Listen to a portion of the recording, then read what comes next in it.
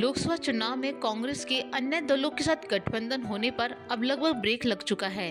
बाप, लेफ्ट और आरएलपी से कई कारणों के चलते गठबंधन होने की पटरी बैठ नहीं पाई है। ऐसे में अब तय है कि राजस्थान में कांग्रेस सभी 25 सीटों पर अकेले चुनाव लड़ेगी। 2024 के लोकसभा चुनाव के रण में कांग्रेस अब राजस्थान में अन्य किसी दल के साथ गठबंधन नहीं करेगी। इस बार संभावना थी कि कांग्रेस 25 में से 3 सीटें अन्य दलों के साथ गठबंधन करके लड़ेगी, लेकिन इन सभी संभावनाओं पर अब ब्रेक लग गया है। दरअसल कांग्रेस की भारत आदिवासी पार्टी आरएलपी और लेफ्ट के साथ गठबंधन की बात चल रही थी, लेकिन तीनों ही दलों के साथ अलग अलग कारणों के चलते गठबंधन की बातें बेपटरी हो गई हैं। बाप पार्टी कांग्रेस से 2 सीटें डूंगरपुर, बांसवाड़ा और उदयपुर मांग रही थी, लेकिन कांग्रेस सिर्फ 1 सीट देने को तैयार थी, लेकिन बाप पार्टी 2 सीटों पर अड़ी रही। ऐसे में कांग्रेस ने फिर उदयपुर से अपना उम्मीदवार भी घोषित कर दिया। वहीं डूंगरपुर सीट पर बाप ने विधायक राजकुमार राउत को अपना प्रत्याशी घोषित कर दिया।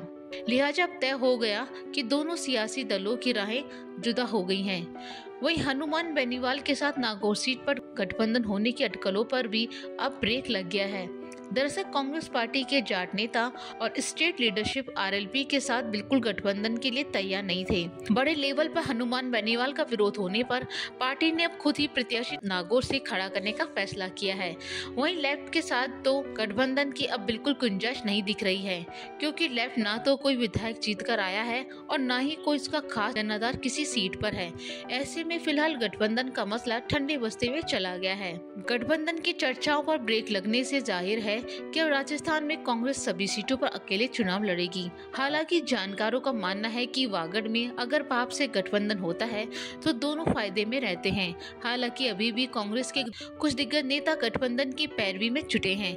ऐसे में जल्द दिल्ली में होने वाली बैठक में ये फाइनल तय हो जाएगा कि गठबंधन होगा या नहीं, लेकिन कांग्रेस नेताओं के रुख को देखते हुए फिलहाल ये कह सकते हैं कि गठबंधन की फिलहाल कोई संभावना नहीं है। लोकवार्ता न्यूज़, जयपुर।